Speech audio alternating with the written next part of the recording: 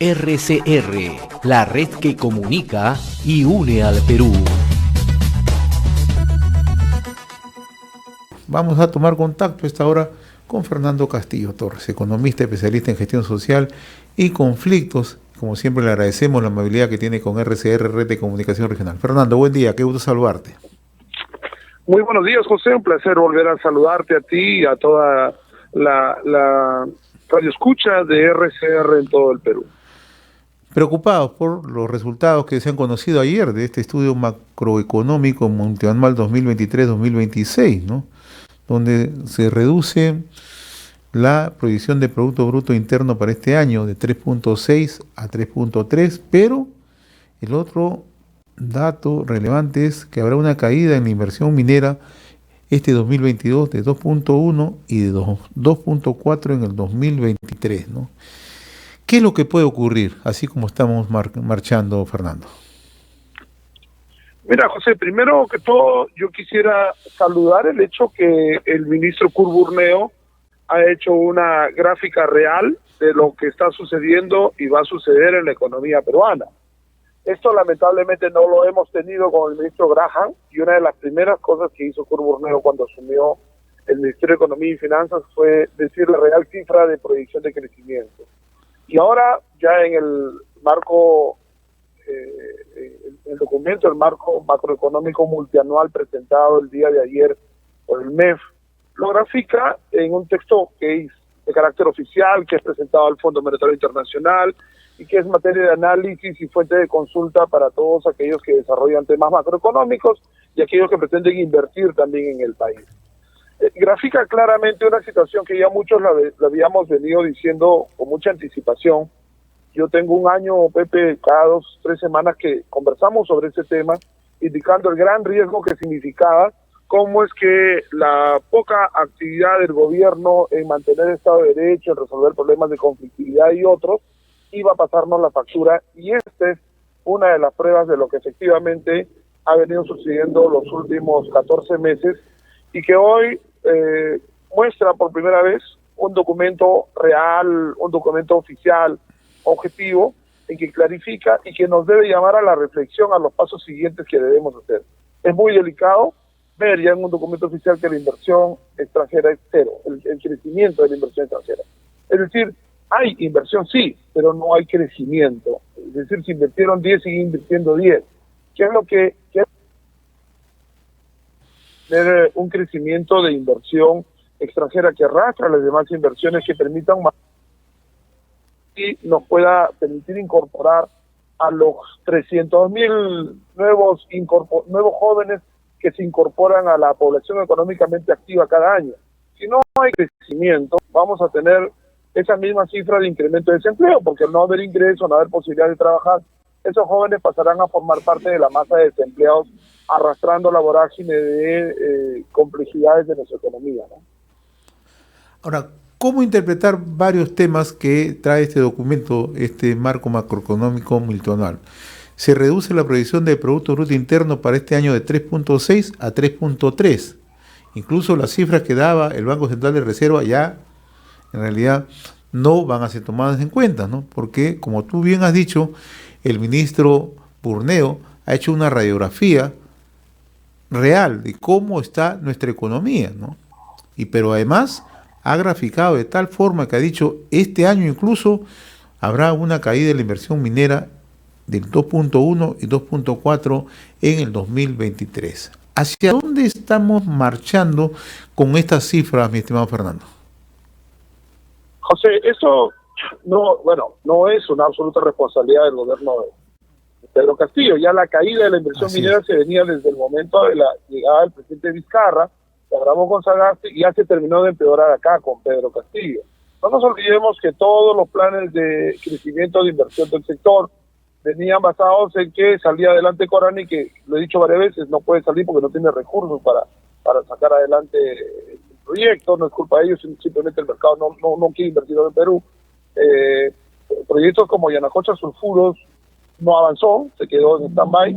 Yanacocha terminó vendiendo su parte en Yanacocha Buenaventura vendió su parte en Yanacocha a Newmont, y bueno, Newmont se quedó solo, digamos, en Cajamarca.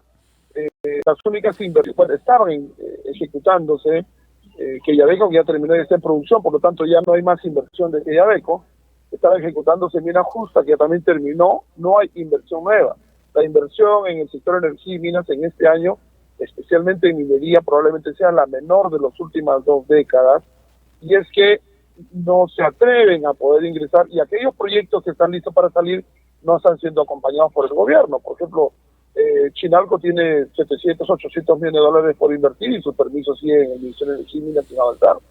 El grupo Hochschild tiene inversiones también en Ayacucho y hay todo este tema que generó Mirta Vázquez en su momento. Buenaventura tiene San Gabriel, que también se encuentra congelado por temas sociales. Con Huayco, en Espinar, el grupo Glencore, también tiene problemas por consulta previa, temas que no ha podido resolver el Ministerio de Energía y Minas tampoco. Esta importantísima ampliación, Las Bambas, para lo que significa Chalcobamba, tampoco ha podido ser avanzado porque no hay tampoco una decisión del gobierno nacional de acompañar este proyecto, de manera que inversión e intención del sector privado la hay.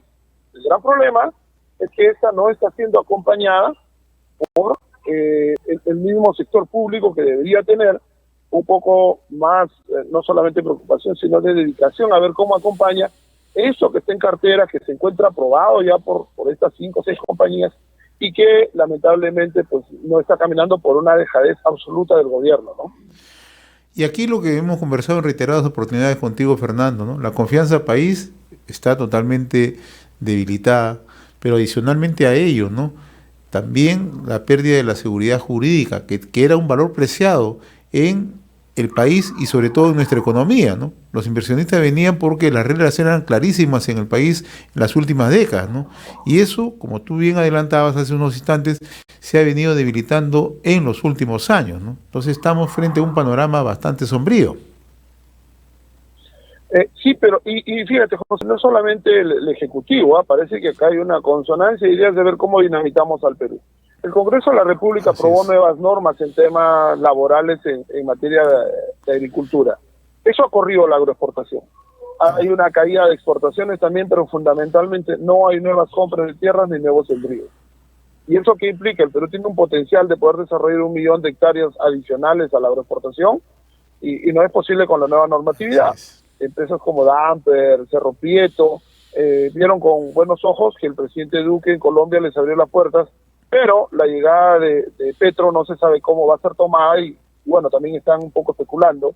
Pero el crecimiento de la agroexportación, que era el segundo tren después de la minería, que arrastraba gran inversión, que arrastraba gran generación de empleo, también está estancado. Entonces, ya no es solamente del lado del Ejecutivo, la generación de normas también ha tenido serias complicaciones. ¿Qué es lo que plantea el ministro de Economía para eso? Un conjunto de acciones en las que incluye repartir más bonos.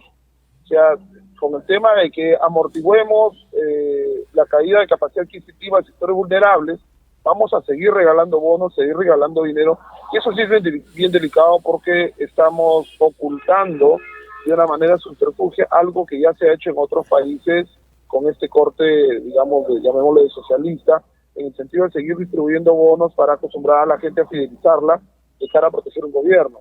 Hay muchos temas que corregir. Lo real es que la confrontación política Congreso Ejecutivo nos está trayendo mucho más problemas de lo que nosotros estaríamos viendo normalmente. Es cierto, hay una mala gestión de parte de los sectores productivos y que deben acompañar la inversión, pero a la vez tampoco hay un acompañamiento claro del Congreso. El Congreso tuvo la oportunidad, por ejemplo, de derogar este decreto supremo que prohibía la tercerización. Eso lo único que va a precarizar mucho más el empleo y va a correr a cualquier inversionista. Si tengo las condiciones hostiles para invertir, ¿por qué voy a hacerlo? Me voy a otro país en donde las tenga más accesibles, ¿no? Porque definitivamente es empresa. Lo que tú acabas de mencionar también no se puede perder de vista, ¿no? Tenemos un Ministerio de Trabajo y Promoción del Empleo que simple y llanamente con esta normatividad lo que hace es confrontar, ¿no? Más, incluso hasta el propio Indecopi, ¿no? Acaba de dar una normativa poniendo en cuestionamiento lo aprobado recientemente por el Ministerio de Trabajo y Promoción del Empleo. Pero hay otro tema relevante, Fernando, ¿no? El gobierno se apoya mucho en la inversión pública, ¿no? Pero también en este informe macroeconómico multianual la inversión pública cae de 11% a 8.5%. Otro dato que también le hace mucho daño al país, ¿no? No tenemos ninguna capacidad de reacción, ni mucho menos de reactivación. Fíjate, José, acá hay de alguna manera una cifra que hay que adicionar. Los gobiernos nacionales y subnacionales en enero tenían un ingreso proyectado de ponte 100 y una capacidad ejecutora que podía llegar a 80 o 90, lo que normalmente llega y te deja de ejecutar 20, 30 mil millones de soles al año. Este 2022 ha habido un ingreso de tributación de impuestos mucho mayor. Así es. Si tú a eso lo incorporas en la variable capacidad ejecutora, obviamente la capacidad de ejecución de gasto va a bajar. Porque si antes iba a recibir 100, ahora con el incremento de impuestos que ha dado la minería de 14 mil millones de soles para este año, eso se ha sabido recién en el mes de abril, después de que en marzo han sido presentadas las declaraciones juradas. Se tiene pues que si tenías capacidad para ejecutar 80, ahora tienes 120, 140, tu capacidad va a bajar. Entonces, y eso no solamente se va a ver reflejado en el presente año. El próximo año va a ser más complejo, ¿por qué? Porque no olvidemos que en un mes tenemos elecciones locales y regionales, del 1 de enero del año 2023, ingresan a dirigir municipios y regiones nuevas autoridades. La experiencia indica que cuando hay una nueva autoridad, la curva de aprendizaje le toma de 3 a 6 meses para los nuevos funcionarios que han llegado, para tomar la posta del gobierno anterior, para tratar de desarrollar su propia iniciativa, para darle continuidad a los proyectos que ya vienen de la gestión anterior. Y eso, el mejor de los gobiernos lo internaliza entre 2 y 3 meses, el más malo de 5 a 6. ¿Eso qué nos está llevando? Que en promedio vamos a tener la tercera parte a cuarta parte del año próximo perdido en aprendizaje de los nuevos gobiernos regionales y locales, lo cual va a ralentizar mucho más también la inversión pública. Y paraliza proyectos, ¿no? Y hace unos días hemos sido testigos de un informe incluso de la propia Contraloría, ¿no? Donde habla de más de 2.000 proyectos paralizados en los gobiernos subnacionales, ¿no? Que es un hecho sumamente delicado. Sí, hay algunas propuestas que presenta el MEF, el hecho de tratar de agilizar un poco la liberación de predios, la formalización de los mismos. Tú quieres hacer un colegio en Andahuaylas, José, y no puedes hacerlo porque el terreno en donde está no pertenece al Ministerio de Educación, o sea, nunca lo sanearon. Entonces, por las normas no se puede ejecutar obra en lo que de por sí no empieza siendo terreno de la administración pública. Entonces, el saneamiento de predios es un tema que demora todo en general, pero eso demora mucho más. Entonces, sí se requiere tener un conjunto de reformas, tener una agenda país para efectos de poder viabilizar la manera de cómo generar más inversión. Ahora, tú puedes mover toda la inversión de los demás sectores, pero si no mueves la inversión minera, no estás haciendo nada. La inversión minera es la que arrastra de alguna manera a otros sectores y la que genera la confianza para que el sector privado en general pueda volcar mayor inversión en las distintas líneas en las cuales tiene experiencia, ¿no? Y sobre todo en un ambiente tan crispado, en una incertidumbre total, los inversionistas se contraen en llegar al país, ¿no? Esa es una realidad, ¿no? Y el gobierno, lejos de generar condiciones sociales apropiadas, lo que hace es seguir generando mayor desconfianza, mayores dudas, ¿no? Y todo está situado ya en el ámbito de la corrupción, que es otro tema gravitante en estos casos, ¿no? O sea, no podemos seguir marchando. El gobierno, Pepe, tiene una imagen generada pues por los actos que se han vinculado a su familia, pero además vamos a centrarnos en los planos estrictamente técnicos y administrativos. Designa su ministro del Ambiente como Wilber Rosas, que se sabe la agenda que trae. Se conoce la agenda que trae pues bajo el brazo Verónica Mendoza, Mirta Vázquez, es lo mismo. Muchos quizás no lo conozcan, les resulte un nombre nuevo, extraño. Señor Rosas ya ha sido congresista de la República, procesado por un delito cometido en su gestión como alcalde, y que, bueno, no levantaron el fuero parlamentario, pero él trae una agenda propia. Él trae la agenda de eliminar la minería a partir de la eliminación de inversión en cabecera de Cuenca. la generación del tema de ordenamiento territorial priorizando agricultura sobre minería, la generación de mayor derecho indígena buscando pues que la consulta previa no la hagan los sectores y que la haga el SENACE como parte de los instrumentos ambientales, la firma del acuerdo Escazú, o sea, cerremos toda la industria en el Perú. Si tú tienes la designación de un ministro así, con esos pergaminos, ¿quién va a estar loco para venir a invertir al Perú? Entonces se necesita dar señales claras no solamente en el tema normativo, sino en quienes conducen los sectores o los ministerios estratégicos. ¿Cuáles son los ministerios estratégicos? Energía y Minas, Ministerio del Ambiente, Ministerio de Agricultura, Economía y Finanzas. Creo que la designación de Burneo ha ayudado a saber por lo menos dónde estamos parados. Pero si está previsto que el próximo año vamos a tener una mayor inflación por disminución, por incremento de la oferta, la demanda de energía y la oferta no se ha incrementado, entonces los costos de energía van a subir y eso va a hacer que arrastre todos los demás costos de la industria en general que consume energía para producir. Si sabes que hay una continuidad de la crisis alimentaria en el mundo y vamos a seguir teniendo problemas de urea, de fertilizantes, de posible desabastecimiento de alimentos porque otros países cierran sus exportaciones.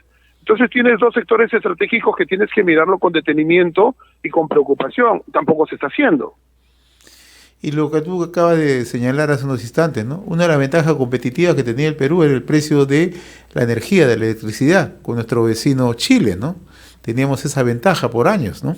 Y ahora... Claro, así es. Chile ha avanzado mucho en energías renovables que han abaratado sus costos. Aquí no se está tocando esto, se sigue pensando, bueno, que el gas debe seguir siendo, se habla de transición energética, transitar de gas a gas, esa no es ninguna transición. Pero adicional a eso, es que justamente el Perú no era su factor principal, porque el costo de energía, el cash cost en una operación minera es de 20-25%, entonces si tú tienes una energía competitiva, te permite tener fondos para contrarrestar la presión de comunidades para el tema de responsabilidad social.